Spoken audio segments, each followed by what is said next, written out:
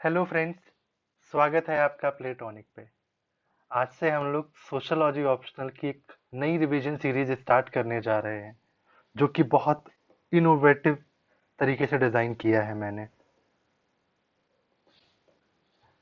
Basically यहाँ पे मैंने लिखा है decrypting sociology with previous year question.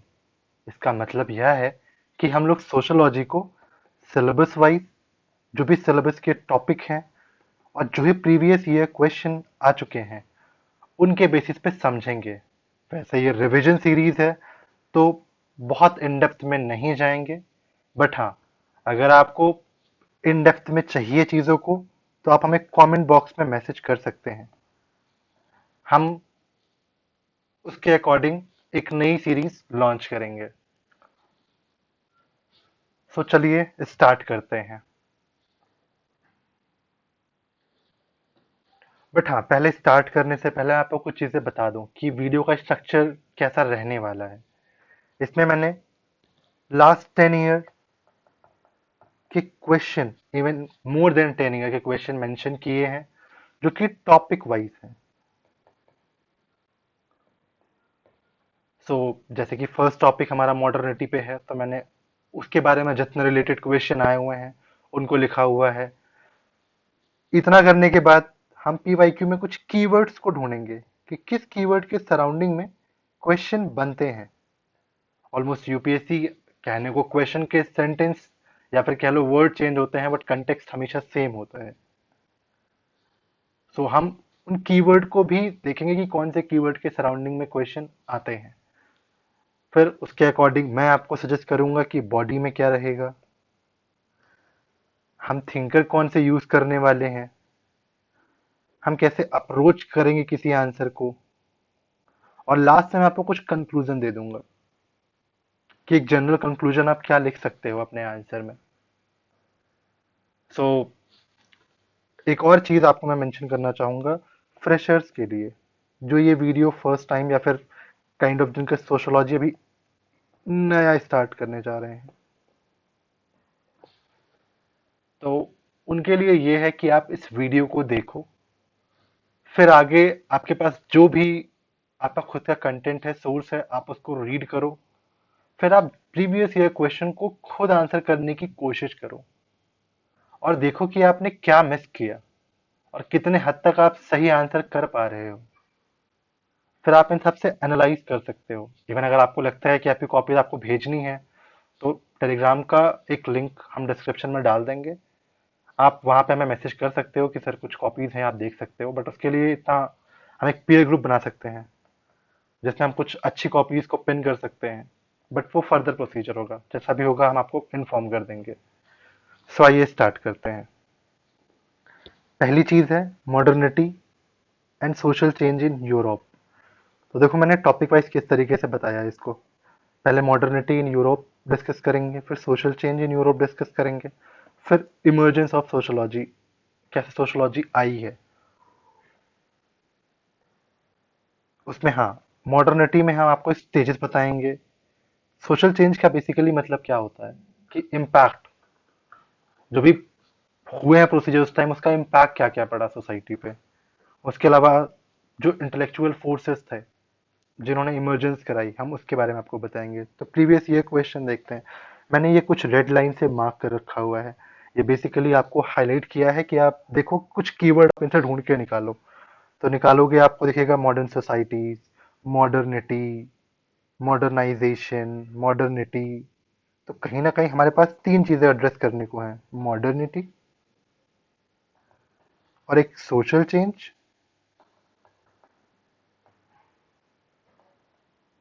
ये कीवर्ड्स आपको बता रहा हूँ क्या क्या होने वाले हैं।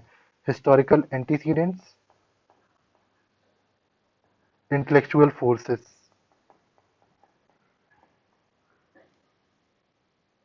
इस, इसके अलावा फ्रेंच रेवोल्यूशन, इंडस्ट्रियल रेवोल्यूशन, ये सब मैं आपको कवर कराऊंगा इसी के अंदर। कैसे चीजें आगे बढ़नी, और हाँ कुछ क्वेश्चन जैसे ये क्वेश्चन है, इसके अलावा ये क्वेश्चन है।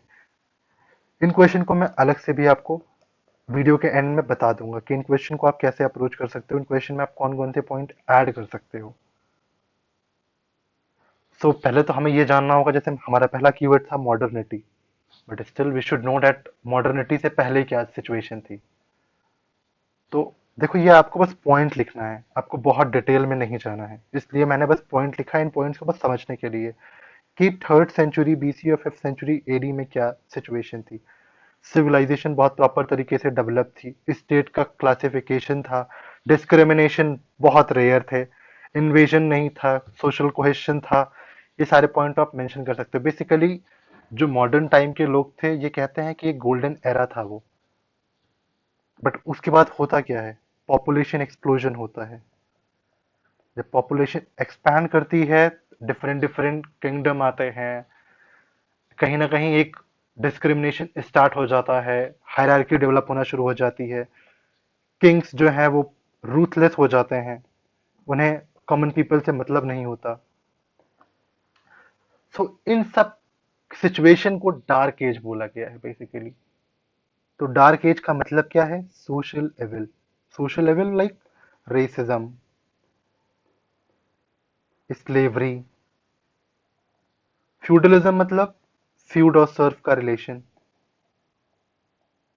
इग्नोरेंस, इसमें आप जेंडर एस्पेक्ट ऐड कर सकते हो, न्यू आइडियाज और इनोवेशन की बहुत कमी थी, आर्किटेक्चरल डेवलपमेंट इतने अच्छे लेवल पे तो नहीं हुए थे।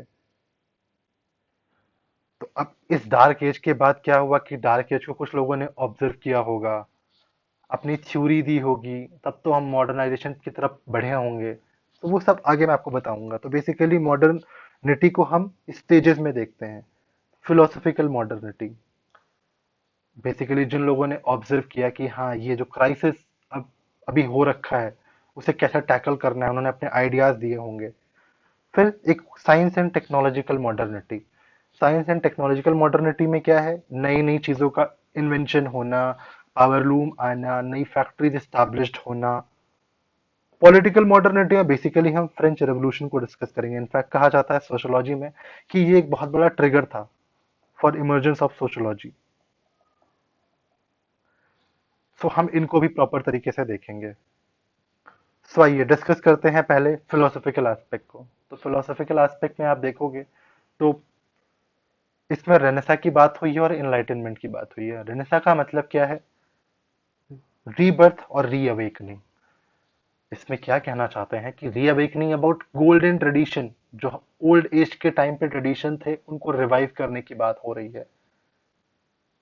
इसमें आप इस पीरियड में आप देखोगे अमेरिकन रेवोल्यूशन देखोगे, रशियन रेवोल्यूशन देखोगे। तो ये सब कहीं ना कहीं साइंटिफिक रेवोल्यूशन, इनलाइटनमेंट की तरफ बढ़ना, फिर अमेरिकन रेवोल्यूशन होना, फिर फ्रेंच रेवोल्यूशन होना। आप इन सब चीजों को देखोगे तो आप कनेक्ट कर पाओगे चीजों को। सो बेसिकली रेनेसा का मतलब क्या था इसमें कि जो भी ओल्ड स्क्रिप्चर हैं उनको रीविजिट करो। जो चर्च का इन्फ्लुएंस है जो कल्चरल और इंटेलेक्चुअल लाइफ में, उसे कम करना है। अब हमारा फोकस जो है वो ह्यूमैनिटी की तरफ होना चाहिए। लाइक हमको नेचर से लव होना चाहिए, हम दूसरों की रिस्पेक्ट करनी चाहिए, रेशनल थिंकिंग डेवलप होनी चाहिए। देखो अगर मैं बहुत इन डेप्थ में जाऊंगा तो इसका ये है कि रेनेसा की स्टार्टिंग इटली में हुई as a cultural movement in 14th century. But इतना आपको नहीं जानना है बिकॉज सोशोलॉजी में आप वर्ल्ड हिस्ट्री का आंसर नहीं लिखना चाहते, आपको सोशोलॉजी आंसर लिखना है। तो बस आपको जो पॉइंट लिखे हैं ना, आप इतना पॉइंट मेंशन कर दोगे that will suffice your answer. बस आप ये मेंशन कर सकते हो कि renaissance was the bridge between dark age, bridge between dark age and modernity, या फिर कह लो dark age and modern time.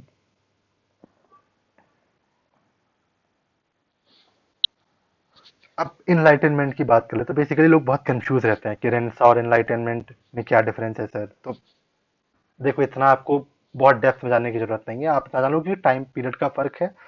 ये बेसिकली जो साइंटिफिक रेवोल्यूशन हुआ था इसको सिग्निफाई करता है, ये फिलोसफिकल रेवोल्यूशन को सिग्निफाई करता है। बस इसके अलावा और आपको जानने की जरूरत नहीं है, इतना बहुत सफिशिएंट है आपके लिए। फिर इंडस्ट्रियल रेवोल्यूशन की बात कर लेते हैं। तो जैसे कि मैंने आपको ऊपर एक पीवाईक्यू में क्वेश्चन दिखाया था कि इंडस्ट्रियल रेवोल्यूशन और फ्रेंच रेवोल्यूशन को आपको एनालाइज करना था। तो आप इंडस्ट्रियल रेवोल्यूशन में ये जो पॉइंट लिखे हैं मैंने, आप बस इसको इजीली मेंशन कर सकते हो। आपको थोड़ा सा ब्रीफ करना है आप ब्रीफ भी कर सकते हो, मतलब फॉर इनफैक्ट जो कंटेंट है वो आपको 300 वर्ड्स आपके सफाइस कर देगा। सो डिस्कस करते हैं क्या था इंडस्ट्रियल रेवोल्यूशन। ये बेसिकली सोशल और इकोनॉमिक लाइफ में जो चेंजेस हो रहे थे उससे रिलेटेड है। जैसे कि नए नए इनोवेशन हुए उस टाइम पे, स्पिनिंग जेनी आ गया। इनफैक्ट जो कैपिटलिज्म था वो बहुत ही कॉम्प्लेक्स हुआ। उसके अलावा नए नए बैंक्स आ रहे थे, इंश्योरेंस कंपनी आ रही थी, लोगों को लोन अवेलेबिलिटी मिल रही थी। तो ये तो आप लिख सकते हो कि क्या इंडस्ट्रियल रेवोल्यूशन में देखने को मिला। अब उसके इम्पैक्ट की बात करेंगे हम, तो पॉजिटिव इम्पैक्ट और नेगेटिव इम्पैक्ट को देखेंगे। बिकॉज इंडस्ट्रियल रेवोल्यूशन का इम्पैक्ट ही सोशल चेंज लाता है। तो अब पॉजिटिव इम्पैक्ट में क्या है? बर्थ ऑफ फैक्ट्री सिस्टम, नई नई फैक्ट्रीज का आना, इमर्जेंस ऑफ मिडिल क्लास। ये बेसिकली इसका मतलब है कि जो एंटरप्रेन्योरशिप डेवलप हुई थी उस पीरियड में, लाइक दो हायरार्की थी ना, एक तो अपर या फिर कैपिटलिस्ट लोग बोल लो आप, और एक लोअर जो वर्कफोर्स की बात कर लो, लेबर लोग की बात कर लो। तो ये जो मिडिल क्लास था, इन्होंने मिडिल क्लास ने कैपिटल लिया कैपिटलिस्ट लोगों से, लेबर लिया वर्क, जो भी ये लो कैटेगरी के वर्कर थे, और एक प्रोडक्ट का इनोवेशन किया और उसको मार्केट में सेल किया। तो ये फंडा था पूरा फ्यूडल स्टेट। अब ऑलमोस्ट, क्योंकि अब लोग शिफ्ट हो रहे थे, अब फैक्ट्री सिस्टम चीजें बन रही थी। अब कुछ नेगेटिव एस्पेक्ट भी देख लेते हैं हम, जैसे कि factory replaced home based production, over crowded slum. Even आप वर्ल्ड हिस्ट्री में अगर आप पढ़ोगे तो आप उसमें फोटोज देखोगे कि कुछ घर ऐसे होते हैं उसके बगल में कूड़े करकट पड़े होते हैं। बेसिकली वो सिग्निफाई करता है कि इन गंदगी की वजह से जो सैनिटेशन का हाल है, उसकी वजह से जो डिजीज पैदा हुए, पैंडमिक का आना, लोगों की सिचुएशन बुरी होनी, तो ये सब आपको बताता है कि over crowded slum, basically slum जो है वो फैक्ट्री के नियर अबाउट डेवलप हो रहे थे और फैक्ट्री की गंदगी वहीं पे डंप की जाती थी।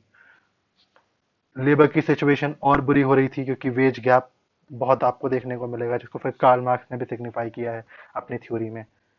डिसऑनेस्टी, पॉवर्टी, क्राइम, ये सब नेगेटिव इम्पैक्ट आप देखोगे आईआर का, क्योंकि अब एक कंपटीशन लेवल आ चुका था मार्केट में। सोशल स्पेयर की बात करेंगे तो न्यूक्लियर फैमिली इमर्ज होती है। क्यों न्यूक्लियर फैमिली? क्योंकि पहले रूरल एरिया में क्या था, एक्सटेंडेड फैमिलीज थी। अब जब वो अर्बन गई, तो अब अर्बन में सरवाइव करना बहुत मुश्किल था, क्योंकि बहुत कॉस्टली अर्बन में सरवाइव करने की बात होती थी। अब जैसे ही न्यूक्लियराइजेशन हुआ फैमिली का, तो डोमेस्टिक वायलेंस बढ़ा और ब्रेकअप हुए। अब फिर बात करते हैं हम फ्रेंच रेवोल्यूशन की। तो फ्रेंच रेवोल्यूशन को कहा जाता है कि ये एक टर्निंग पॉइंट था जिसने फ्रीडम और इक्वलिटी के बारे में बात करी है। सो अब वर्ल्ड हिस्ट्री में देखोगे तो ये एक नेशनल असेंबली होती है टेनिस कोर्ट में।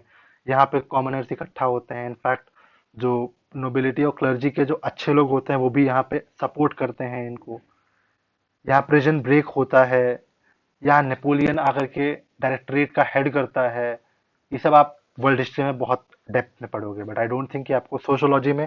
इनफैक्ट मैं बहुत सारे आंसर्स जब देखता हूँ बच्चों के, तो बच्चों के अंदर ये प्रॉब्लम है, जैसे ही वो फ्रेंच रेवोल्यूशन देखते हैं वो वर्ल्ड हिस्ट्री शुरू कर देते हैं। ये आपको नहीं करना है, ये सोशोलॉजी का आंसर है, आपको वर्ल्ड हिस्ट्री नहीं लिखना है। ऐसे मैंने बहुत सारे आंसर्स में देखे हैं, तो आप अवॉइड करें इन चीज़ों को। जो मैंने बेसिक पॉइंट मेंशन करे हैं ना, आप इनको बस मेंशन करके आइए, क्योंकि ये सब सोशोलॉजिकल एस्पेक्ट से है। सो आपको मैं हल्का सा बेसिक बता दूं, तो जैसे कि क्लर्जी थे, नोबिलिटी थे और कॉमनर थे। बेसिकली ये दोनों इंजॉय करते थे at the cost of commoner. Commoner का सेपरेशन इतना बुरा था कि इन लोगों ने टेनिस कोर्ट में जाकर के एक नेशनल असेंबली बनाई और एक कॉन्स्टिट्यूशन रखने की बात कही। उस कॉन्स्टिट्यूशन में उन्होंने बोला कि हमें कुछ राइट्स होने चाहिए, उसको डिक्लेयर किया इन्होंने। और वहीं से ही आप पढ़ते हैं तीन चीज को, इक्वलिटी, फ्रैटर्निटी, लिबर्टी के बारे में। आप इन तीन चीज को मेंशन करिए अपने आंसर में। फिर देखिए फ्रेंच रेवोल्यूशन, जैसे जो मैंने आपको बताया कि आपको फ्रेंच रेवोल्यूशन को बहुत डेप्थ में नहीं, बस जो ये 4 पॉइंट मैंने कवर किए हैं ना, आप इनको इस तरीके से एज अ टेबल चार्ट में कह लो या फिर आप फ्लो चार्ट में कह लो, ऐसे आप शो कर सकते हो। पॉलिटिकल कॉज क्या था? एब्सोल्यूट मोनार्की थी, फ्यूडलिज्म था। लुई 16, 15, 14, इन लोगों ने बहुत बुरा हाल कर रखा था फ्रांस का। सोशल कॉज जैसे मैंने आपको बताया कि डिस्पैरिटी थी, लाइक दो क्लासेस एंजॉय कर रहे हैं at the cost of third one. Third one के पास कोई राइट नहीं है, कोई टाइटल नहीं है। मैसिव टैक्स बर्डन था पीजेंट के ऊपर। क्लर्जी और नोबिलिटी पे कोई फर्क ही नहीं पड़ता था, फाइनेंशियल क्राइसिस आ गए। अब इन सबको देखते हुए कहीं ना कहीं कोई इंटेलेक्चुअल जो रहे होंगे उन्होंने इन चीज़ों को सिग्निफाई किया कि ये जो अभी खास सिचुएशन चल रही है इसे एंड करने की बात उठती है। फिर वहां पे declaration of rights of man की बात होती है। इन्होंने इग्नाइट किया बेसिकली फ्रेंच रेवोल्यूशन को। अब कौन कौन से इंटेलेक्चुअल हैं वो भी आपको पता होना चाहिए, आप क्या मेंशन करोगे। देखो मैंने इनके कोट मेंशन किए हैं, बट आपको ये कोट सिर्फ एस्से में या फिर आपके एथिक्स में यूज कर सकते हो। इसके अलावा आपको सोशोलॉजी में नहीं यूज करना है। बस सिर्फ मैंने आपको एक आइडिया देने के लिए, ताकि आप चीजों को समझ पाओ कि ये क्या कहना चाहते थे। जैसे वोल्टेयर की बात कर लें तो वोल्टेयर का सिर्फ एक ही फंडा था कि इन्होंने बोला फ्रीडम ऑफ स्पीच के बारे में। फिर हम मॉन्टेस्क्यू की बात कर लें तो ये सेपरेशन ऑफ पावर की बात करते हैं। इनफैक्ट आपने कोट भी देखो तो आपको समझ में आएगा, if the legislative and executive authorities are one institution there will be one, there will be no freedom, there won't be freedom anyway if the judiciary body is not separated from the legislative and executive authorities। Basically ये कह रहे हैं कि judiciary को भी उसकी importance है उतनी, सारे फंक्शन एग्जीक्यूटिव और लेजिस्लेचर ही नहीं करेंगे। तो सेपरेशन ऑफ पावर की बात करते हैं। फिर डेनिस डिड्रॉट की बात कर लें हम तो ये भी आइडिया ऑफ फ्रीडम देते हैं। इनफैक्ट ऐसा कहा जाता है फ्रेंच सोसाइटी में कि इन्होंने इग्नाइट किया फ्रेंच रेवोल्यूशन के लिए। मतलब इन्होंने लुई 16 15 के बारे में लिखा कि क्या प्रॉब्लम चला रहे हैं ये लोग। फिर जॉन लॉक की बात कर लें तो इसके बारे में हम अभी आगे भी पढ़ेंगे जॉन लॉक के बारे में, बट फ्रेंच रेवोल्यूशन में क्या इनका कॉन्ट्रीब्यूशन था, इन्होंने बोला कि individual has certain rights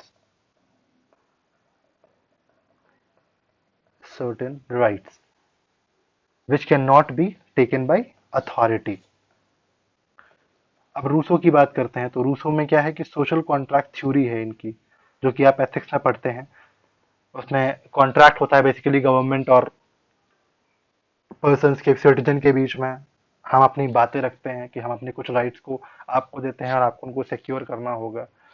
but sociology में देखें तो उन्होंने तीन तरीके से बात करी है। इन्होंने बोला है, इन्होंने विल बेसिकली एक डिफाइन किया है। विल का मतलब क्या है, इन्होंने बोला है एक होता है एक्चुअल विल, एक होता है रियल विल और एक होता है जनरल विल। एक्चुअल विल का मतलब क्या है कि आप अपना इंटरेस्ट ग्रेटिफाई कर रहे हो। रियल विल का मतलब क्या है कि आप ऑल्ट्रिस्टिक हो, दूसरों की भी आप सुन रहे हो। जनरल विल बेसिकली एक्चुअल और रियल का कॉम्बिनेशन है। इन्होंने इनफैक्ट कोट भी किया है कि ब्यूरोक्रेसी ऐसी होनी चाहिए जिसके अंदर दोनों एस्पेक्ट अच्छे तरीके से होने चाहिए। अगर इनके बारे में कहें तो नेपोलियन ने इनके बारे में बोला है कि अगर रूसो ना होते तो फ्रेंच रेवोल्यूशन कभी पॉसिबल ही नहीं होता। Had there been no Rousseau, FR could not be possible. अब हम फिर बात करते हैं, ये हमारा पहला टॉपिक कवर हुआ। पहला टॉपिक में मैंने आपको बता दिया कि मॉडर्निटी कैसे आई है। अब मॉडर्निटी को आपने देख लिया, मॉडर्निटी के बाद कुछ सोशल चेंजेस हुए होंगे। हम अब उनको देखते हैं कि सोशल चेंजेस क्या क्या आए हैं। सोशल चेंज हम बात करेंगे तो expansion of trade and commerce banking, तो ये बेसिकली कॉमर्शियल रेवोल्यूशन की बात हो रही है, जो कि नियर अबाउट 1400 से 1800 के करीब में था। राइज ऑफ न्यू क्लॉथ, जो मैंने आपको बोला स्पिरिट ऑफ एंटरप्रेन्योरशिप की बात करी है मैंने आपसे। यूरोपियनाइजेशन ऑफ वर्ल्ड, इसका मतलब क्या है, कोलोनियलिज्म। अब कॉलोनीज बनना स्टार्ट हो चुके थे। साइंटिफिक रेवोल्यूशन, जैसा कि नई नई चीज़ों का इनोवेशन होना, वैक्सीन, इनफैक्ट कोई डिजीज हो रही है, पैंडमिक आ रही है तो उसके लिए वैक्सीन बनाना, ये सब चीज़ें कहीं ना कहीं सोसाइटी में रेवोल्यूशन ला रही थी। फिर उसके बाद हम बात करें तो इंडस्ट्रियल रेवोल्यूशन, वैसे मैंने आपको ऊपर बता दिया है कि पॉजिटिव और negative sides of industrial revolution, तो आप बस पॉइंट देख लो, आपको चीज़ें रिकॉल हो जाएंगी। इसके अलावा फ्रेंच रेवोल्यूशन की बात कर ले तो मैंने आपको जस्ट बताया कि वहाँ पॉलिटिकल इनस्टेबिलिटी थी, सोसाइटी का बहुत बुरा हाल था। फिर राइट्स की बात उठी तो डिक्लेरेशन ऑफ मैन राइट आया, तो ये सब आप कह सकते हो। अब हुआ क्या, जब सोशल चेंजेस हुए तो सोशल चेंजेस को ऑब्जर्व किया कुछ लोगों ने। ऑब्जर्व, देखो बेसिकली फिलोसोफर ही जो होते हैं वही नींव रखते हैं किसी डिसिप्लिन की। तो जो सोशल चेंजेस थे उनको कैसे परसीव किया इंटेलेक्चुअल ने, हम उसके बारे में डिस्कस करते हैं। वैसे अगर आप 14th सेंचुरी की बात करोगे तो उसमें डांटे थे, उन्होंने डिवाइन कॉमेडी की बात करी। इनका पहला मेजर अटैक रिलीजन को लेकर के था, क्योंकि रिलीजन एक बहुत डोमिनेंट फैक्टर था उस समय, और उसके ऊपर कुछ प्रीस्ट लोगों ने डोमिनेट कर रखा हुआ था। सो ये अवेयर कर रहे थे उन चीजों से लेकर के। जिसमें हम पहले बात कर लें एरस्मस की, तो इनकी एक किताब थी, इन प्रेज ऑफ फोली। इसका मतलब क्या था कि कॉमन पीपल जो है वो फूल है, बिकॉज वो गाइड किए जा रहे हैं फूलिश के द्वारा। फूलिश कौन है? क्योंकि प्रीस्ट फूल जो है वो आपको सुपरस्टिशन और मिथ में रखते हैं। तो कहीं ना कहीं आप एक्चुअल चीज को नहीं पा रहे हो, जो रिलीजन का मेन फंडा एजेंडा कह सकते हो। फिर मॉन्टेगैन की बात कर लें तो इन्होंने बोला है व्हाट डू आई नो। ये कैसे रिलीजन के बारे में बोलते हैं? कहते हैं कि डिफरेंट कल्चर में गॉड को डिफरेंट तरीके से परसीव किया जाता है। तो रिलीजन जो है वो एब्सोल्यूट टर्म है ही नहीं। हमने इनफैक्ट अभी आप आगे मैं आपको बताऊंगा टोटेम के बारे में। तो ये आप देखो कि किस तरीके से उन्होंने बोला कि आप एब्सोल्युटली मत देखो रिलीजन को, इट शुड बी डिबेटेबल। फिर यूटोपिया की बात होती है तो थॉमस मूर जो है उन्होंने बोला कि यूटोपिया का मतलब बेसिकली होता है कि एक ऐसी जगह, एक ऐसी सोसाइटी जो बहुत ही परफेक्ट तरीके से डिजाइन हो, जहाँ पे गवर्नमेंट, लॉज, सोशल कंडीशन बहुत ही परफेक्ट हो। इन्होंने इसके बारे में जिक्र किया है। फिर मैकियावेली की बात कर लें तो ये पॉलिटिकल फिलोसोफर थे। तो इनका बस ये था कि इन्होंने बोला अपनी किताब में कि इनको जो सेंट्रलाइज्ड मोनार्की है उसको कैसे डिफाई करना है, या फिर कैसे जो प्रॉब्लम्स अराइज हो रही हैं उनका सोल्यूशन क्या है, उन्होंने इसके बारे में मेंशन किया। जॉन लॉक के बारे में, मतलब इन्होंने बोला कि आप एक गुड स्टेट के लिए बहुत जरूरी है सेल्फिशनेस भी और सेल्फलेसनेस भी, एंड कलेक्टिव हैप्पीनेस भी। इन सबका एक राइट मिक्सचर होना चाहिए। फिर आते हैं लाइसिस फेयर, जो कि एडम स्मिथ ने दिया, बहुत ही फेमस है। इन्होंने बोला है कि ओपन मार्केट की बात करी है। ओपन मार्केट इतना बहुत है। अगर आपको इनफैक्ट अभी भी आपको लगता है कि आपको कुछ और भी थिंकर्स चाहिए, तो फिर आप जेएसमिल को कोट कर सकते हो। ये प्रोग्रेसिव टैक्सेशन के बारे में बोलते हैं। इनका ये कहना है कि प्रोग्रेसिव टैक्सेशन जो है वो एक स्लेवरी का फॉर्म है।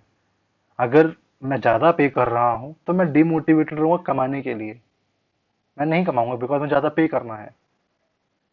तो ये सारी चीजें इनफैक्ट आप ओपन मार्केट में ऐड कर सकते हो कि ओपन मार्केट से मतलब क्या था कि कोई डोमिनेंस नहीं होनी चाहिए, कोई मोनोपोली नहीं होनी चाहिए मार्केट में। सबको इक्वल प्लेस मिलना चाहिए अपने आप को सेल करने का और अपने आइटम्स जो भी हैं उनको प्रेजेंट करने का। फिर आप डेविड रिकार्डो की बात कर सकते हो। उन्होंने बेसिकली कंपेरेटिव एडवांटेज की बात करी है। सो इतना बहुत है। आई थिंक आप इतने भी थिंकर को भी कोट कर दोगे, आपका 300 वर्ड का आंसर बन जाएगा। फिर हम बात करते हैं modernity led to emergence of sociology. So अभी हमने क्या क्या देखा? Modernity in Europe, social change in Europe. अब मॉडर्निटी कैसे सोशोलॉजी को इमर्ज कराता है उसके बारे में डिस्कस करेंगे। तो पहले तो ये जानना होगा कि मॉडर्निटी ने डिफरेंट डिफरेंट एरिना में क्या क्या चेंजेस लाए हैं। पॉलिटिकल हो गया, इकोनॉमिक हो गया, सोशल हो गया। पॉलिटिकल में क्या है कि अब नेशन स्टेट का रिलेशन डिफरेंट हो चुका था, कोई मोनोपोली नहीं थी, डेमोक्रेसी आ चुकी थी, ब्यूरोक्रेसी आ चुकी थी। सर्विलाइंस के बारे में बात करेंगे। ये बेसिकली इसमें एक फुकॉल्ट थिंकर है, उनकी थ्योरी है, वो भी मैं आपको बाद में बता दूंगा कि क्या क्या चीजें हैं। Industries replace home based production, new form of economic relation आ गया, बैंक फैसिलिटीज मिलना शुरू हो गई, इंश्योरेंस मिलना शुरू हो गए। सोशल की बात करेंगे तो family, kinship, marriage, new form of religion, urbanisation. इसमें आप देखोगे कि सोशल फैक्टर में जो चेंजेस आए हैं, लाइक क्योंकि अब लोग माइग्रेशन हो रहा है बेसिकली, जो मास माइग्रेशन था उसका बहुत इम्पैक्ट पड़ा इन चीजों को लेकर के। सो फिर ओके, तो अब मॉडर्निटी ने जो चेंजेस लाए सोसाइटी में, उनको हमारे थिंकर ने कैसे परसीव किया, अब वो हम समझेंगे कैसे उन्होंने असेस किया उन चीजों को। तो अब हम बात करते हैं पहले मॉन्टेस्क्यू की तो और रूसो की। इन्होंने इम्फेसाइज किया रीजन और इंडिविजुअलिज्म पे। रीजन का मतलब क्या है? कोई भी चीज सुपरस्टिशियस और मिथ नहीं होनी चाहिए। हर एक्ट के पीछे एक रीजन होना चाहिए कि why it is happening. Individualism का मतलब क्या है कि अब आप सोसाइटी में हर चीज एक कॉमन रेगुलेट नहीं करेगा। इंडिविजुअली कुछ फ्रीडम है, कुछ राइट्स है, वो उनको मिलने चाहिए। डार्विन की थ्योरी आ चुकी थी। इनकी थ्योरी ने जो सोशल थिंकर है उनको बहुत इन्फ्लुएंस किया था। जैसे कि आप देख सकते हो हर्बर्ट स्पेंसर के बारे में, इन्होंने एक सोशल इवोल्यूशनल कंसेप्ट दिया था। इन्होंने बोला कि सोसाइटी इवॉल्व करती है in the similar fashion as organism do. तो इन्होंने इस चीज के बारे में बताया। फिर आप जो अर्ली सोशोलॉजिस्ट हैं, Saint Simon, Auguste Comte, Herbert Spencer, Emile Durkheim, ये बेसिकली जो भी प्रॉब्लम अराइज हुई थी मॉडर्निटी की वजह से, उनको सोल्यूशन देने के लिए उन्होंने एक ऐसा डिसिप्लिन रखा जो कि कहीं ना कहीं कॉम्पीट कर सके नेचुरल साइंस को। बिकॉज देखिए, जब भी उस समय नेचुरल साइंस बहुत पॉपुलर था, क्योंकि वो रीजन और लॉजिक पे बात करते थे। अब हमें सोशोलॉजी को एज अ नई डिसिप्लिन रखना था, तो नए डिसिप्लिन के लिए हमें उसे कहीं ना कहीं नेचुरल साइंस के तर्ज पर रखना था, ताकि हमारे थ्योरी को कोई कॉमन सेंस ना बोल दे या फिर कोई फिलोसॉफिकल थ्योरी ना बोल दे। तो इस चीज का बहुत ध्यान रखा अर्ली सोशल थिंकर ने। हम ऑगस्ट कॉम्टे को फादर बोलते हैं क्योंकि इन्होंने सोशोलॉजी वर्ड का इनोवेशन किया 1839 में। अब जो भी इनके बारे में है ना, पॉजिटिविस्ट और नॉन पॉजिटिविस्ट, इसको हम चैप्टर 2 में देखेंगे। फिर इमाइल डुर्कीम की बात कर लें तो उन्होंने सोशोलॉजी का फर्स्ट डिपार्टमेंट फ्रांस में स्टैब्लिश किया। टीबी बोटोमोर की बात कर लें तो इन्होंने बोला कि सोशोलॉजी की अगर आपकी कोई इमर्जेंस देखना है, तो आप ये देखो कि जो आइडियाज जो मैंने आपको ऊपर बताए, political ideas, historical philosophy, French revolution, इसके बारे में। इरविंग जेटलिन की बात कर ले तो ये बहुत रिसेंट की थिंकर, आई थिंक इन्होंने 1992 के टाइम में अपनी थ्योरी दी थी कि सोशोलॉजी का emergence is a reaction of enlightenment. John Harris को भी आप कोट कर सकते हो कि सोशोलॉजी जो इमर्ज हुई है, वो प्रॉब्लम जो भी पोस्ट किया मॉडर्निटी ने उसको सॉल्व करने के लिए। क्योंकि जो भी क्राइसिस आप देख रहे हो ना यहाँ पे, सोशल चेंजेस की वजह से जो क्राइसिस आए हैं, उन क्राइसिस को टैकल करने के लिए सोशल थिंकर ने आइडियाज दिए। उसके लिए उन्होंने डिफरेंट डिफरेंट टर्मिनोलॉजीज दी हैं। वो सब आगे मैं आपको बताऊंगा कि कैसे कैसे चीजों को देखना है। फिर आप एक कंक्लूजन, मैंने एक जनरल कंक्लूजन लिखा है जो कि आप कोट कर सकते हो कि the root of the ideas developed by early sociologists are grounded in the social condition that prevailed in the Europe. So अब आपका ये 3 टॉपिक कवर हो चुका है। फिर जैसे मैंने आपको एक क्वेश्चन बोला था कि ऊपर एक क्वेश्चन था, यूएसए में फ्लरिश्ड हुआ, इमर्ज हुआ यूरोप में, फ्लरिश्ड हुआ यूएसए में। सो इसके पीछे फंडा क्या है? तो ये फंडा शिकागो स्कूल का है। हुआ क्या, शिकागो बहुत तेजी से ग्रो कर रहा था as a multi ethnic society, जिसमें ब्लैक और वाइट दोनों थे। तो एक नया प्रोसेस वहां पे डेवलप हुआ, मतलब like immigrant culture developing and living in the ghettos. तो इन चीजों को रीड करने के लिए आप देखोगे एक थिंकर है, दो thinker in fact, Du Bois and Adam, इन्होंने एक स्टडी कंडक्ट करी to depict the living condition of black under racial discrimination. तो इस बेसिकली जो ये स्टडी थी, इसने एक ऐसी चीज हाईलाइट करी कि क्या सिचुएशन है इस समय यूएसए में विद रिगार्ड टू रेसिज्म। तो अब हुआ क्या, इनकी जो स्टडी है, फिर ये हुआ कि भैया आप सोशल जो प्रॉब्लम सॉल्व करनी है, जो क्राइसिस अभी इस समय डेवलप हुआ है, उसको सॉल्व करने के लिए थ्योरी दी इन्होंने। देखो उसमें ना बहुत सारी चीजें आती हैं। जैसे इनफैक्ट कहते हैं कि जो earliest school of American sociology was influenced by George Mill. यहाँ पे क्या था कि बिहेवियरिस्टिक थ्योरी की बात हो रही थी। ये मैं आपको नॉन पॉजिटिविस्ट में बताऊंगा आगे चैप्टर में। क्योंकि जो यूरोप के थिंकर थे उन्होंने सब कुछ चीजें बहुत नेचुरल साइंस के तर्क पे रखा था, बट सोशोलॉजी को आप नेचुरल साइंस के बेसिस पे नहीं देख सकते।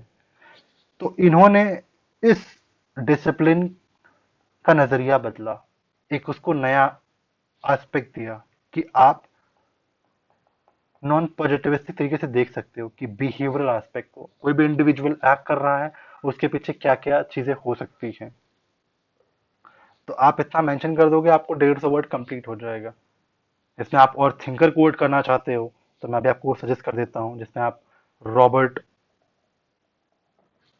पार्क को कोट कर सकते हो, लुई वर्थ को कोट कर सकते हो, कूले को कोट कर सकते हो, मीट को कोट कर सकते हो।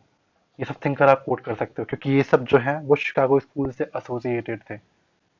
तो इन्होंने बेसिकली सिंबॉलिक इंटरेक्शनिज्म की थ्योरी दी है, वो सब आपको चैप्टर 2 में हम बताएंगे कि कैसे क्या क्या चीज़ें हुई हैं।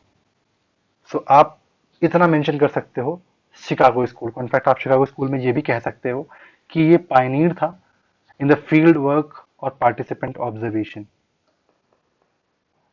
मेथड। सो बेसिकली इनकी जो स्टडी थी वो फील्ड वर्क और पार्टिसिपेंट ऑब्जर्वेशन कह लो आप उसको, उसके बेस पे थी। एक और क्वेश्चन था, मैंने आपको ऊपर दिखाया था, मैं आपको दिखाई देता हूँ, एक मिनट। हाँ, change the family life in western Europe. अब आप इसमें क्या आंसर कोट करोगे? तो इसके लिए मैं आपको बता दूं, 1 मिनट। इसमें आप कोट कर सकते हो कि इंडस्ट्रियल रेवोल्यूशन से पहले की सिचुएशन क्या थी, जैसे कि एक्सटेंडेड फैमिली, जिनमें लव था, म्यूचुअल कोहेशन था, चाइल्डहुड की डेवलपमेंट होती थी, ये सब आप लिख सकते हो। बट हुआ क्या, जैसे जैसे इंडस्ट्रियलाइजेशन हुआ, आप यहाँ पे एक थिंकर कोट कर सकते हो, उन्होंने इसकी थ्योरी दी हुई है, उनका नाम है विलियम गुड। इन्होंने एक थ्योरी दी है कि इंडस्ट्रियलाइजेशन ने माइग्रेशन को बढ़ाया। माइग्रेशन बेसिकली रूरल से अर्बन की तरफ लोग शिफ्ट हुए। अब अर्बन में रहना वॉज वेरी कॉस्टली, सो उसकी वजह से क्या हुआ, कॉस्टली, फीमेल को भी वर्कफोर्स में उतरना पड़ा, जॉब मार्केट में उनको भी जाना पड़ा। उससे क्या हुआ, फर्टिलिटी इफेक्ट हुई, फर्टिलिटी कम हुई। अब उससे क्या होता है, फैमिली की साइज स्मॉल हुई। सो आप रिलेट कर पा रहे हो ना किस तरीके से मैंने कनेक्ट किया है चीजों को। आपको भी एग्जाम में यही करना है। हमेशा ट्राई करें कि जब भी आप आंसर करें तो वो एक स्टोरी के फॉर्म में हो, डिस्क्रीट फॉर्म में नहीं होना चाहिए। एक आप इसमें ये थिंकर कोट कर सकते हो, फिर आप और थिंकर कोट करना है तो आप गर्ड्स को कोट कर सकते हो, आप इनको लिख लो कहीं ना कहीं। गर्ड्स, इन्होंने क्या बोला ना, बोला कि मॉडर्न न्यूक्लियर फैमिली जो है उसमें सबसे बड़ा रोल प्ले करता है एक्सपेक्टेशन और अचीवमेंट की बात। लाइक हमारी एक्सपेक्टेशन ज्यादा होती हैं, बट जब हम अचीव नहीं कर पाते हैं तो क्या होता है, वायलेंस। इनफैक्ट बच्चे अपना घर छोड़ के चले जा रहे हैं, माता पिता से कोई मतलब ही नहीं है, डाइवोर्स देखोगे आप। सो ये सब हाईलाइट किया इन्होंने कि क्या इम्पैक्ट पड़ेंगे। और आपको कंक्लूड करना है तो आप कंक्लूड कर सकते हो आज के सिचुएशन से। आज की सिचुएशन क्या है, लाइक अब तो लिव इन रिलेशनशिप का कंसेप्ट आ चुका है, सिंगल पेरेंट का कंसेप्ट आ चुका है। तो कहीं ना कहीं फैमिली लाइफ अब बहुत चेंज हो चुकी है, तो आप इन्हें कोट कर सकते हो इन चीजों को।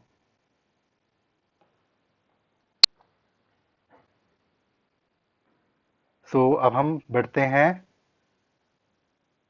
अपने दूसरे टॉपिक की तरफ, जो कि दूसरा है हमारा scope of the subject, basically sociology. और हम कंपैरिजन देखेंगे और हम कॉमन सेंस से भी रिलेट करेंगे इसमें। पहले प्रीवियस ईयर क्वेश्चन देखते हैं। तो प्रीवियस ईयर क्वेश्चन हम देखेंगे तो पहला टॉपिक जो है ना, स्कोप, इस पे क्वेश्चन इतने बने नहीं है, बट स्टिल मैं आपको दिखाता हूँ कैसे यूज कर सकते हैं आप इस चीज को, क्योंकि जैसे मैंने यूज किया था एग्जाम में वो मैं आपको बताता हूँ। From the view point of growing importance of multi disciplinarity, how do you relate sociology to the other social science. अब बेसिकली आपको मैं भी बताऊंगा आगे कैसे कैसे कैसे आप इंटरडिसिप्लिनरी रिलेशन बनाओगे। सेकेंड क्वेश्चन है changing equation of discipline with other science, sociology का, साइकोलॉजी का, एंथ्रोपोलॉजी का, हिस्ट्री का रिलेशन, इकोनॉमी का relation, economy and political science का रिलेशन, एंथ्रोपोलॉजी का रिलेशन। सो देखो पहले आपको बताता हूँ स्कोप ऑफ सोशोलॉजी क्या है। तो स्कोप क्या होता है, किसी चीज का आपको देखना है तो वो कितना वाइडर कवर कर सकता है या कितना नैरो कवर कर सकता है। तो स्कोप की बात करेंगे तो डिफरेंट डिफरेंट थिंकर ने अपने अपने टर्मिनोलॉजीज रखे हैं बताने के लिए कि क्या सोशलॉजी का सब्जेक्ट मैटर होना चाहिए। डुरखीम कहते हैं कि सोशल फैक्ट होना चाहिए सब्जेक्ट मैटर। मर्टन कहते हैं कि साइकोलॉजिकल एस्पेक्ट और स्ट्रक्चरल एस्पेक्ट होना चाहिए सब्जेक्ट मैटर।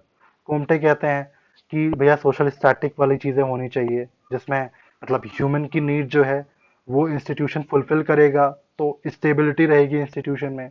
सोशल डायनेमिक की बात करते हैं ये, जिसमें इन्होंने बोला कि जब ह्यूमन नीड्स जो हैं वो फुलफिल नहीं होंगी तो इंस्टीट्यूशन चेंज करेगा अपने आप को। तो सोशोलॉजी क्या क्या चीज़ रीड करेगा उसके बारे में उन्होंने बताया। हर्बर्ट स्पेंसर कहते हैं कि सोशोलॉजी जो अरे वो सोसाइटी जो है वो इवॉल्व करती रहेगी, तो सोशोलॉजी को भी देखते जाना है कि कैसे कैसे इवोल्यूशन हो रहा है। टालकट पार्सन की बात करेंगे तो उन्होंने बोला है कि सोशल एक्शन सोशल सिस्टम होता है हर चीज़ का, और हमें सोशल सिस्टम को ही सिर्फ पढ़ना है, उसके बियॉन्ड क्यों जाना। उन्होंने एक ग्रांड थ्योरी दी है, इसके बारे में आपको चैप्टर 4 में बताऊंगा। फिर आप देखोगे माइक्रो पर्सपेक्टिव, इन्होंने इंडिविजुअल के बारे में फोकस किया। मैक्रो पर्सपेक्टिव ये सोसाइटी एस्पेक्ट को देखते हैं। नियो मार्क्सिस्ट वो कल्चरल पर्सपेक्टिव को ले आते हैं मार्क्सिस्ट आइडियोलॉजी में। तो ये सब आपको देखने को मिलेगा।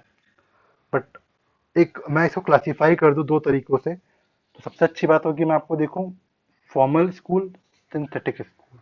इसमें क्या है कि इन्होंने बोला स्कोप इज लिमिटेड। इनका कहने का मतलब है स्कोप इज वाइड। जिमल का कहने का मतलब क्या है, सिर्फ आप रियलिटी पे फोकस करो, आसपास चीजों को छोड़ दो। आप आसपास से आपको नहीं इतना मतलब होना है। फिर हम बात कर लें जेमिन स्कैप्ट और जेसल स्कैप्ट की, तो इसमें क्या है बेसिकली ये हम बात करते हैं कम्युनिटी की, like society of A small population and living in a common geographical area. तो क्या होता है कि वो अपना कॉमन फेस्टिवल सेलिब्रेट करते हैं। But on the other aspect इसमें हम बात करते हैं एसोसिएशन की। इसमें क्या है कि बस सोसाइटी जो है ना बहुत बड़ी है, बट उनमें इंटरेक्शन नहीं हो रहा है। वो अपना अपना कर रहे हैं अलग अलग से, जब कोई किसी का काम आ रहा है तो काम कर दे रहा है बस। कोई जो रिलेशन होना चाहिए ना कम्युनिटी में वो आप नहीं देखने को मिलेगा। फिर मैक्स वेबर की बात कर लें तो ये कहते हैं कि आप सोशल बिहेवियर को अंडरस्टैंड करो, जैसे कि ह्यूमन इंटरेक्शन जो होते हैं, लाइक अभी sociology do subjective understanding of objective reality. ये आपने एक बहुत फेमस का कोट सुना होगा आपने। तो इसका यही चीज है कि एक्ट जो है वो ऑब्जेक्टिव है, कंसेप्ट जो है वो सब्जेक्टिव है। आपको इनके बीच में एक डिफरेंस क्रिएट करना होगा। उसके अलावा जैसे अब योगा की इनकी जो थ्योरी है, इन्होंने बहुत लिमिटेड स्कोप रखा, तो इसको क्रिटिसाइज किया है सोरोकिन ने। उन्होंने बोला कि how a social institution remain unchanged when its member are changing. भाई सब उसके कंटेंट जो चेंज हो रहे हैं तो ऑब्वियसली स्ट्रक्चर भी चेंज होगा। उसी के तर्ज पे गिन्सबर्ग भी कहते हैं कि प्योर सोशोलॉजी जो है वो प्रैक्टिकल नहीं है, क्योंकि no social science can be suited in isolation from other social science. तो हमको कहीं ना कहीं दूसरों से भी कंटेंट लेना होगा। तो ये वाइड कहते हैं सोशोलॉजी का, इसको आप कम मत रखो, इसको वाइड करो। आप अदर चीजों से पॉलिटिकल फैक्टर है तो आप पॉलिटी से अपना सामान लो। आपको साइकोलॉजिकल फैक्टर है, सिंबॉलिक इंटरेक्शंस हैं, तो ये साइकोलॉजी वाले एस्पेक्ट को भी कंसीडर करेंगे। तो इन्होंने इसको वाइड बताया है। अब आप डुर्खीम की बात कर लो तो डुर्खीम ने तो एक अलग ही लेवल कर दिया चीजों को। इन्होंने इनफैक्ट हर चीज को सोशल एस्पेक्ट दे दिया। सोशल मॉर्फोलॉजी, इसका मतलब क्या है कि जो भी जोग्राफिकल और टेरिटोरियल बेसिस पे जो लाइफ होती है या पॉपुलेशन जो हो रहे हैं उसको डिफाइन किया। सोशल फिजियोलॉजी की बात करते हैं तो इसमें क्या है कि जो भी सोशल इंस्टीट्यूशन है, like religion, moral, laws, economic institution, इसके बारे में बताया। और फिर उन्होंने बोला कि जनरल सोशोलॉजी, इसमें क्या है कि हमको जनरल लॉज बनाएंगे जो कि हर सोसाइटी पे एप्लीकेबल होगा। फिर हम बात करते हैं हॉब हाउस की, तो इन्होंने बोला कि सोशोलॉजी जो कि सोशल लाइफ ऑफ मैन और उसकी स्फीयर को कवर करता है, तो बहुत डाइवर्सिटी है इस बारे में। फिर कार्ल मैनहन की बात कर लें तो इन्होंने बोला कि सोशोलॉजी को आप दो तरीके से डिवाइड कर सकते हो। एक तो आप सिस्टमैटिक एंड जनरल सोशोलॉजी, और दूसरा है हिस्टोरिकल, बेसिकली इनका इंटरप्रिटेशन हिस्ट्री से रिलेटेड है। फिर मॉरिस गिन्सबर्ग की बात कर लें तो इन्होंने भी सोशोलॉजी को जिस तरीके से डुर्खीम ने किया वो उन्होंने भी डिफरेंट डिफरेंट तरीके से बताया। लाइक उन्होंने बोला कि सोशल मॉर्फोलॉजी में आप पॉपुलेशन, सोशल ग्रुप, स्ट्रक्चर को स्टडी करो। सोशल कंट्रोल में उन्होंने बोला कि मैकेनिज्म आप देखो कि जो सोसाइटी के जो मेंबर हैं उनके बिहेवियर को कंट्रोल करने के लिए जो हम मैकेनिज्म अप्लाई कर रहे हैं उनको स्टडी करना। सोशल प्रोसेस का मतलब है जो इंटरेक्शन हो रहा है, लाइक कोऑपरेशन है, कंपटीशन है, कॉन्फ्लिक्ट है, आप इसको स्टडी करो। फिर ये कहते हैं सोशल पैथोलॉजी, लाइक पॉवर्टी है, क्राइम है, ओवर पॉपुलेशन है, पॉल्यूशन है, तो ये एक सोशल में ये सोसाइटी में पैथोलॉजी है, आप इनको रीड करो। तो ये आप देख रहे हो ना, इन्होंने सोशोलॉजी का एस्पेक्ट ही बदल दिया, इन्होंने उसको इतना डाइवर्स कर दिया कि आप बियॉन्ड हर चीज को देख सकते हो। तो ये मैंने स्कोप की बात करी। अब हम बात करते हैं जो लाइक क्या सिचुएशन इस्टेब्लिश हुई दूसरे डिसिप्लिन के साथ।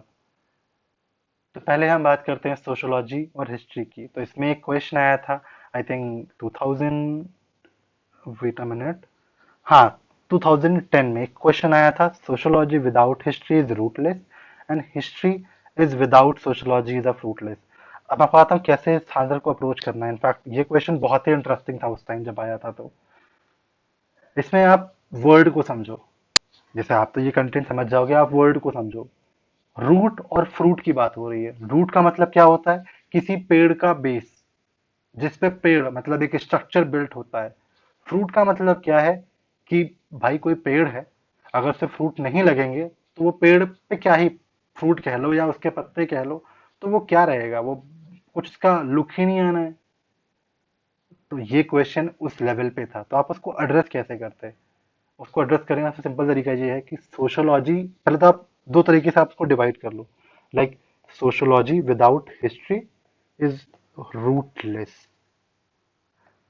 अब आपको, एक तो ये हो गया आपकी हेडिंग, और दूसरी हेडिंग हो जाएगी आपकी history without sociology is fruitless. जब आप इस तरीके से अलग अलग कर दोगे तो आपको डिफाइन करने में बड़ा मजा आएगा। अब आप एड्रेस करो, लाइक सोशियोलॉजी विदाउट हिस्ट्री। भाई सोशियोलॉजी को एस्टैब्लिश करने के लिए हमको पहले प्री एग्जिस्टिंग फैक्ट चाहिए होते हैं, प्री एग्जिस्टिंग फैक्ट, जो कि मतलब सोशल लॉ के बेस पर होता है, ताकि सोसाइटी में को हम रीड कर सकें। अब क्या है कि सोशोलॉजी जो है वो चीज़ों को ऑब्जर्व करता है, कंपेयर करता है, फिर एक जनरल थ्योरी बनाता है। तो कहीं ना कहीं आप देखोगे जो सोशोलॉजी है वो इवेंट को एनालाइज करता है from past to the present. तो उसके लिए हमें हिस्ट्री का तो जरूरत पड़ेगी ही पड़ेगी। तो हिस्ट्री हमारे लिए रूट तो हो ही गया, बिना हिस्ट्री के तो हम कुछ कर ही नहीं सकते, क्योंकि हमको फैक्ट तो हिस्ट्री ही देगा। तो sociology is basically need of descriptive data of the past to establish causal relationship between cause and effect of every historical action. So हमें ये जानना होगा कि सोशोलॉजी का एम क्या है। सो यूनिवर्सल सोशल लॉ के लिए हमें बेस की जरूरत पड़ेगी ही पड़ेगी।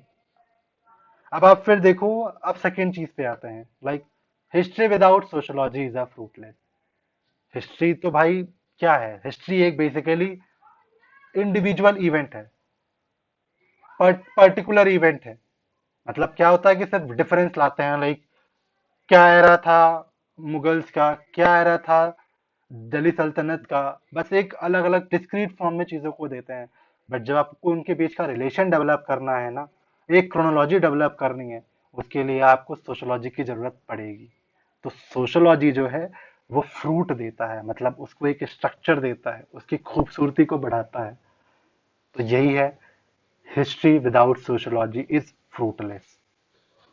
सो कहीं ना कहीं आप देख सकते हो ना कि to establish it what it need is the cross in disciplinary information.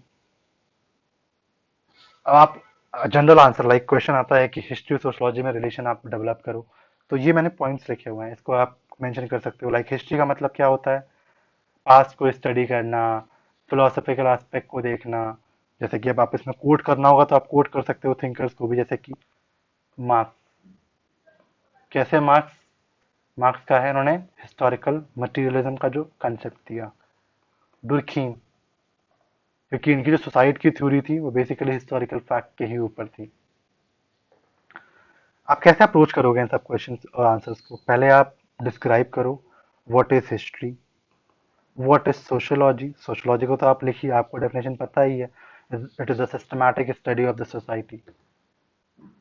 फिर उसके बाद हाँ, एक और अच्छी लाइन। हिस्ट्री पास्ट को स्टडी करता है, सोशोलॉजी कंटेम्प्रेरी और जो भी हाल ही में हुए हैं उनको स्टडी करता है। फिर आप डिफरेंसेस बताओगे कि क्या डिफरेंसेस। डिफरेंसेस मैंने आपको ऑल बता ही दिया है कि वो एक्चुअल इवेंट जो होती है कैसे हुई है उसके बारे में बताता है। सोशोलॉजी जो है वो कॉजल रिलेशनशिप एस्टैब्लिश करता है कि मतलब वो इवेंट क्यों हुआ उसके बारे में बताता है। हिस्ट्री में क्या है, ऑब्जेक्टिव डिस्कशन है, बस आपको एक डिस्क्रीट फैक्ट मिलेगा। सोशोलॉजी में क्या है, आपको जनरलाइज फैक्ट मिलेगा कि क्यों उस चीज को एवोल्यूशन हुआ। एक फ्रेमवर्क जो है उसको डेवलप कराएगा सोशोलॉजी आपकी। फिर आप रिलेशन की बात कर लो तो रिलेशन तो मैंने आपको बता ही दिया कि रूटलेस और फ्रूटलेस को आप मेंशन कर सकते हो, कैसे वेबर और मार्क्स ने यूज किया है हिस्ट्री को सोशोलॉजी में, तो रिलेशन ही तो है। तो आप वो चीज मेंशन कर सकते हो। फिर आपको और भी थिंकर ऐड करने हैं तो आप सोरोकिन को भी ऐड कर सकते हो, रैटक्लिफ ब्राउन भी हैं। वैसे रैटक्लिफ ब्राउन को आप डिफरेंसेस में ऐड करोगे, क्यों? क्योंकि इन्होंने बोला है, इन्होंने कंसेप्ट दिया, एक मिनट, रैडक्लिफ ब्राउन, इन्होंने बोला नोमोथेटिक इडियोग्राफिक। नोमोथेटिक का मतलब क्या होता है कि बेस्ड ऑन फैक्ट, एम्पिरिसिज्म, जिसकी टेंडेंसी हो जनरलाइज करने की। बेसिकली ये सब जो है नेचुरल साइंस के लिए। आपको ट्रिक बता दूं याद करने का, तो नोमोथेटिक और नेचुरल साइंस। अब रेडियोग्राफिक की बात करें तो ये बेसिकली इनका जो फंडा होता है, ये सब्जेक्टिव इंटरप्रिटेशन करते हैं। कोई भी एक्ट है उसको स्पेसिफाई करते हैं कि उसके पीछे क्या कारण हो सकता है। तो ये बेसिकली कहीं ना कहीं सूट करता था ह्यूमैनिटीज के लिए। तो ये आप डिफरेंस, तो ये इन्होंने डिफरेंस क्रिएट किया कि इन्होंने बोला sociology is nomothetic and history is idiographic. फिर हम बात कर लें जी वर्ड की, तो उन्होंने बोला कि हिस्ट्री पास्ट सोशोलॉजी है और सोशोलॉजी इज प्रेजेंट हिस्ट्री। तो आप इनसे कर सकते हो। इसके अलावा कंक्लूजन की बात कर ले तो आप कंक्लूजन में लिख सकते हो कि लाइक सोशोलॉजी जो है वो हमेशा बिल्ड होती है लाइक हिस्ट्री के ऊपर। हिस्ट्री उसको बेस देता है, एक यूनिकनेस प्रोवाइड करता है हिस्ट्री। तो ये सब आप कंक्लूड कर सकते हो। इवन आपको ये जो मैंने लिखा है ना, सोशोलॉजी विथ हिस्ट्री, आप इसे कंक्लूड में भी लिख सकते हो। मतलब दोनों जगह मत लिख देना, एक ही जगह लिखना है, तो रिलेशन में है तो वहां पे। फिर हम बात करते हैं पॉल साइंस और सोशोलॉजी की। तो पॉलिटिकल साइंस के बारे में आप लिख सकते हो कि इनका फोकस होता है पावर को स्टडी करना, कि पावर किसके हाथ में है, अथॉरिटी को स्टडी करना। तो आप इनको देख सकते हो कि आप फिर आप सोशोलॉजी के बारे में हल्का सा लिख सकते हो। अब इनके बीच में डिफरेंसेस क्या क्या हैं, तो आप डिफरेंसेस की बात करोगे तो वही वो पावर स्टडी करते हैं, ये सोसाइटी के हर एस्पेक्ट को डिस्कस करते हैं, ये ज़्यादा कोडिफाइड हैं। सोशोलॉजी ओपन एंडेड है, सोशोलॉजी के लिए कोई डिस्क्रिप्शन या फिर कोई कन्फाइंड चीज़ नहीं है। सोशोलॉजी में इंटर रिलेशनशिप डेवलप होती हैं। और पॉलिटिकल साइंस में आप देखोगे तो इनका फोकस सिर्फ गवर्नमेंट, अथॉरिटी, एग्जीक्यूटिव, लेजिस्लेचर, इन चीज़ों पे है। तो ये डिफरेंस आप कर सकते हो। फिर आप रिलेशन की बात करोगे तो रिलेशन में आप देखोगे कि तीन तरीके से आपको बताता हूँ। उसमें है कि 14 सेंचुरी की आप बात कर लें हम, तो 14 सेंचुरी पॉलिटिकल साइंस, उस समय पॉलिटिकल फिलोसफर जो भी थे मैकियावेली वेली, उनकी थ्योरी कहीं ना कहीं सोशोलॉजी से रिलेट करती करती थी। उसके बाद हम बात कर लें लाइक थिंकर, जैसे कि इसमें क्या है, इन दोनों का सब्जेक्ट मैटर जो है वो है मैन या फिर इंडिविजुअल। तो क्या करते हैं, political science basically laws provide कराते हैं जो कि अफेक्ट करता है पॉपुलेशन को या फिर मासेस को। और सोशोलॉजी जो है वो डेटा देता है कि क्या इम्पैक्ट पड़ा है उस लॉ का। सो कहीं ना कहीं एक इम्पैक्ट जो है उसको रीड करने के लिए सोशोलॉजी की जरूरत पड़ती है। और इनफैक्ट पॉलिटिकल साइंस जो है आप इम्पैक्ट करता है सोशल रिलेशन को भी। जैसे आप एग्जांपल अभी का दे सकते हो, रिसेंटली जितने भी सोशल लॉज आए हुए हैं सती को बैन करने के लिए, क्योंकि वो एक सोशल इविल ही तो था। कास्ट को हटाने के लिए हमारे कॉन्स्टिट्यूशन के प्रोविजन को आप ऐड कर सकते हो तो इस तरीके से आप एक रिलेशन डेवलप कर सकते हो। अगर आपको थिंकर्स में कोट करने हैं तो आप वेबर की थ्योरी कोट कर सकते हो। अब वेबर की कौन सी थ्योरी कोट करोगे आप इसमें, क्योंकि वेबर ने क्या बात करी थी, authority, traditional authority, charismatic, legal, rational authority, इन सब के बारे में हम पढ़ेंगे चैप्टर 4 में। मार्क्स की बात कर लें तो मार्क्स ने भी बताया कि जैसे कि पॉलिटिकल जो है वो सपोर्ट करते हैं, जो भी लॉज हैं वो सपोर्ट करते हैं कैपिटलिस्ट आइडियोलॉजी को। उससे क्या इम्पैक्ट पड़ता है सोशोलॉजी पे। शिकागो स्कूल की बात कर लें तो उसमें बेसिकली यही था जो मैंने आपको बताया कि उस समय ये इंटरप्रेट कर रहे थे बिहेवियर को। तो बिहेवियर कहीं ना कहीं डिपेंड होता था पॉलिटिकल फेनोमेना पे। अब इसके बाद बात कर लें कंक्लूजन, तो कंक्लूजन आप लिख सकते हो कि भी जैसे इंडियन इलेक्शन की बात कर लें हम, तो उसमें हम वोटिंग का पैटर्न देखते हैं तो वो सब इन्फ्लुएंस ही होता है। अभी हम वुमेन की बात कर रहे हैं कि इनको पॉलिटिकल अरीना में रिप्रेजेंटेशन मिलना चाहिए, उनके लिए हम रिजर्वेशन की बात करते हैं। तो बेसिकली आप देखोगे कहीं ना कहीं रिलेशन आप कर पा रहे हो कोऑर्डिनेट उन चीज़ों को। फिर हम बात करते हैं साइकोलॉजी की। तो साइकोलॉजी में क्या है कि ये साइंस ऑफ बिहेवियर बेसिकली क्या है कि आपका मेंटल सिस्टम को रीड करता है। इनका तो रिलेशन बहुत अच्छा है, मतलब इनफैक्ट आप इनको नॉन पॉजिटिविस्ट अप्रोच में, जितने भी आप थिंकर मैं आपको बताऊंगा नॉन पॉजिटिविस्ट अप्रोच में, आप उनका बैकग्राउंड देखोगे ना तो वो कहीं ना कहीं उनका बैकग्राउंड साइकोलॉजी से रिलेटेड था। सॉरी, साइकोलॉजी से कहीं ना कहीं उनका आप देखोगे एक रिलेशन था। बट हुआ क्या, साइकोलॉजी एक इंडिविजुअल फैक्टर पे डिपेंड करता है, लाइक इंडिविजुअल के बारे में बताता है।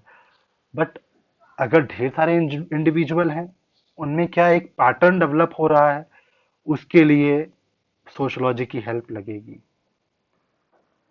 तो कहीं ना कहीं एक डिफरेंस है कि ये इनका फोकस इंडिविजुअलिज्म पे है, सोशोलॉजी का फोकस जो है वो पूरी सोसाइटी पे है। अब इनके बीच का रिलेशन, तो रिलेशन तो मैंने आपको बता दिया। आप इतने आपके पास नॉन पॉजिटिविस्ट अप्रोच को आप जितना कोट कर सकते हो कोट कर सकते हो, वह आपके हाथ में है। क्योंकि भाई कोई भी सोशलाइजेशन हो रहा है, सोसाइटी में नॉर्म्स आ रही हैं, वैल्यूज आ रही हैं, वो इन्फ्लुएंस्ड है एक इंडिविजुअल के ऊपर से। अब और बात कर लें हम, तो थिंकर्स क्या क्या कोट कर सकते हो, इसमें इन्होंने बोला है, आप सिगमंड फ्रॉयड की बात करेंगे तो इन्होंने बोला है कि primacy of psychology over all other social science, all laws are derived from the law of mind. तो बेसिकली इन्होंने माइंड का कंसेप्ट दिया है कि भैया हर चीज तो माइंड कहीं ना कहीं एक साइकोलॉजी की बात हो रही है। तो फिर अब और कौन कौन थिंकर हैं, आप वेबर को कोट कर सकते हो, आप मर्टन कोट कर सकते हो, जीएच मीट कूले तो आप तो आपको ने बता ही दिया इंटरेक्शनिस्ट थ्योरी के बारे में। तो यहाँ से आप कोट चीज़ों को कर सकते हो। फिर आप कंक्लूड कैसे करोगे, कंक्लूड आप कर सकते हो गर्थ और मिल से। इन्होंने बोला कि role is the meeting point, role basically जो हम एक इंडिविजुअल सोसाइटी में प्ले करता है उस रोल की बात हो रही है, the meeting point between social structure and individual character. मैं कोई भी एक्टिविटी करता हूँ, वो उसके पीछे जो प्रिकर्सर या इंस्टिंक्ट होती है वो मेरी खुद की होती है, बट कहीं ना कहीं मेरी एक्टिंग जो है वो डिफाइंड होती है सोशोलॉजी। मैं कोई नेगेटिव एक्ट नहीं कर सकता हूँ क्योंकि मुझे फियर होगा सोशल बॉयकॉट का। तो इस चीज से आप कंक्लूड कर सकते हो कैसे रिलेशन है इन सब का। तो ये जो रोल है ना इंडिविजुअल का, वो दोनों को बहुत करीब लाता है, सोशोलॉजी और साइकोलॉजी को। अब इसके अलावा आप इकोनॉमी की बात कर लें हम, तो इकोनॉमी का रिलेशन तो आप पहले आप लिख लो कि इकोनॉमी क्या होती है बेसिकली। इकोनॉमी आप बता सकते हो कि हाँ प्रोडक्शन डिस्ट्रीब्यूशन ऑफ गुड और सर्विस की चीजें हैं। इसमें क्या है कि अगर हम बात करें जो पहले की इकोनॉमी थी, क्लासिकल इकोनॉमी, उसमें क्या था कि वो सिर्फ supply chain, money flow, output input कितना हो रहा है, प्रोडक्शन का क्या हाल है, सिर्फ इनसे इनका रिलेशन था। बट सोशोलॉजी ने इनको एक नया लेंस दिया सोचने का। मतलब अगर आप पहले क्लासिकल इकोनॉमी को देखोगे तो उसमें प्रॉब्लम थे ना। प्रॉब्लम क्या था कि वो बेसिकली जो इंडिविजुअल बिहेवियर था उनको निग्लेक्ट करते थे। सोसाइटी में क्या चल रही है उनसे उनको फर्क ही नहीं पड़ रहा है, वो अपना बस प्रोडक्शन करते जाओ ये सब। जैसे कि आप एग्जांपल देख सकते हो कुवैत का। कुवैत में क्या है, सबसे हायर ग्रोथ है, बट इनइक्वालिटी भी हाई है। तो कहीं ना कहीं अब हमें सोशल एस्पेक्ट तो देखना पड़ेगा। तो यहाँ से रिलेशन बनता है, और उस रिलेशन के लिए एक नया टर्म आया था जो कि विलियम स्टैनली ने किया था, इकोनॉमिक सोशियोलॉजी। इसमें क्या है, बेसिकली इन्होंने रिलेट किया उस चीज को कि कैसे इकोनॉमिक एस्पेक्ट सोशल एस्पेक्ट को लाइक मतलब इफेक्ट करता है या इम्पैक्ट डालता है उस चीज पे, कह सकते हो आप। तो इकोनॉमी जो है वो एक पार्ट है सोसाइटी का। सो डेफिनेटली वो कहीं ना कहीं इन्फ्लुएंस्ड होगी ही सोशोलॉजी से। सो अब हम बात करते हैं, जैसे कि एग्जांपल आप देख सकते हो एडवर्टाइजमेंट इंडस्ट्री का। एडवर्टाइजमेंट क्या है, मैं भाई किसी प्रोडक्ट का ऐड कर रहा हूँ, द बेसिक फंडा इज बिहाइंड कि मुझे प्रॉफिट चाहिए उस चीज से।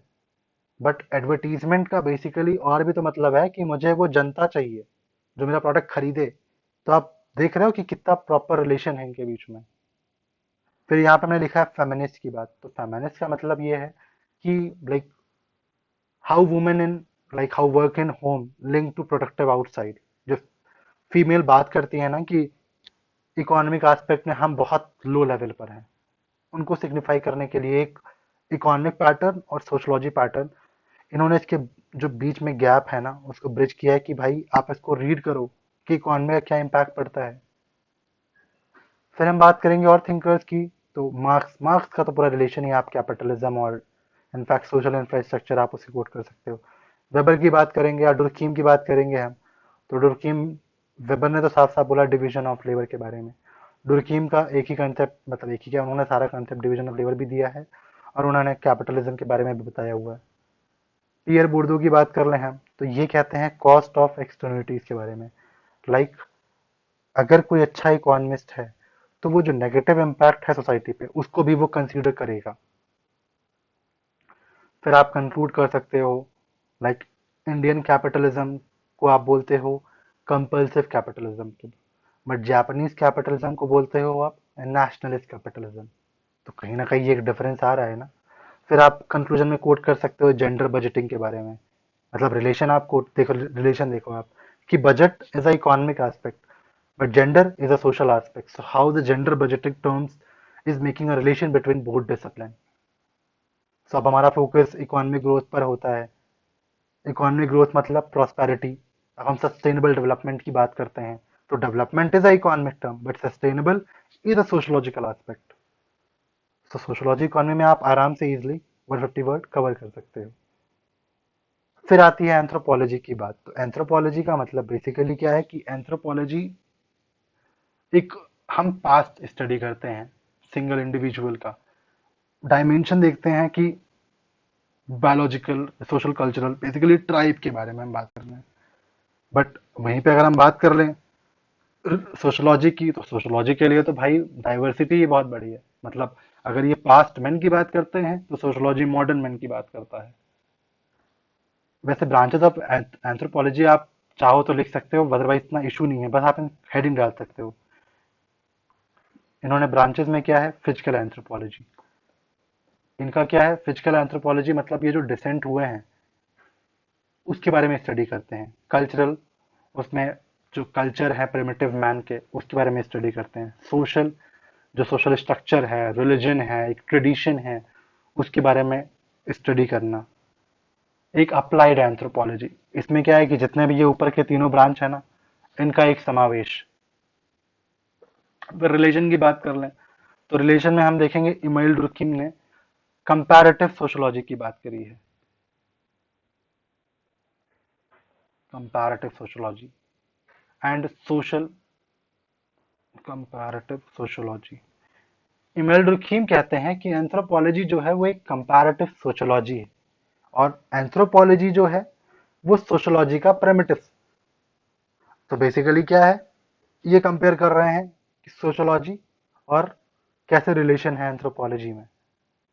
फिर हम बात करेंगे एम एन श्रीनिवास। उनका तो सबसे पूरी के स्टडी को आप हाईलाइट कर सकते हो, और इनफैक्ट आप कैसे प्रोसेस हुआ है लोगों में सेंसिटाइजेशन का डेवलपमेंट, कैसे लोग कॉपी करते हैं दूसरों को, आप उसके बारे में मेंशन कर सकते हो।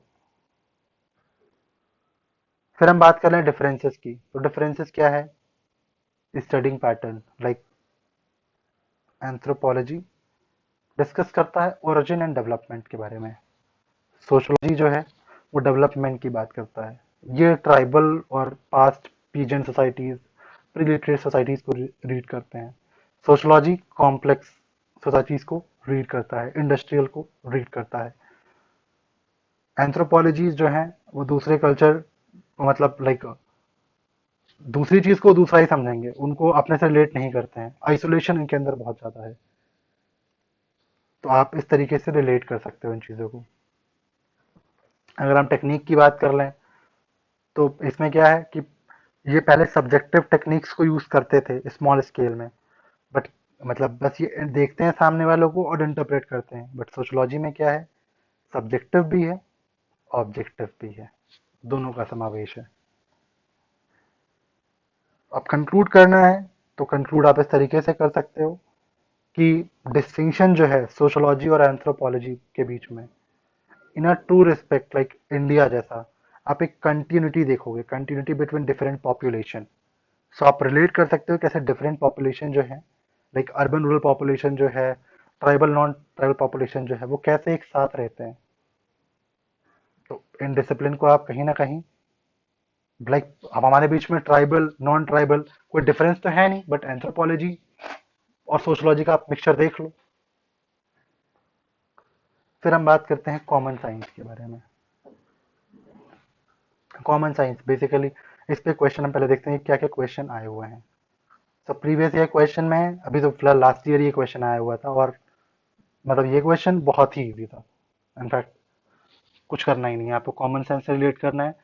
हाँ, 18 वाले क्वेश्चन में the focal point of sociology rest on interaction, how you distinguish it from common science, is sociology common sense, give reason in support of your argument.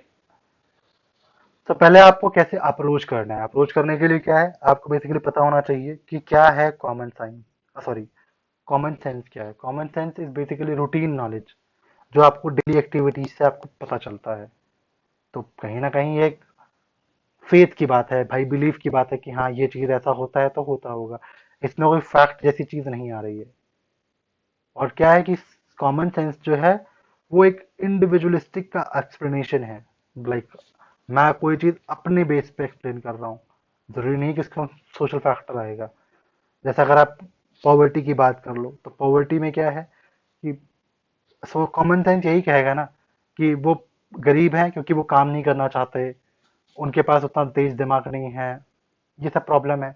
But sociology क्या बोलेगा गरीब पॉवर्टी को लेकर के, कि ये एक स्ट्रक्चर इनइक्वालिटी है क्लास में या फिर सोसाइटी में कह लो। तो ये एक आप रिलेट करो, डिफरेंशिएट आप कैसे करोगे इसके बारे में, आपको डिफरेंसेस बताऊंगा अभी। तो आप पहले ये कर सकते हो।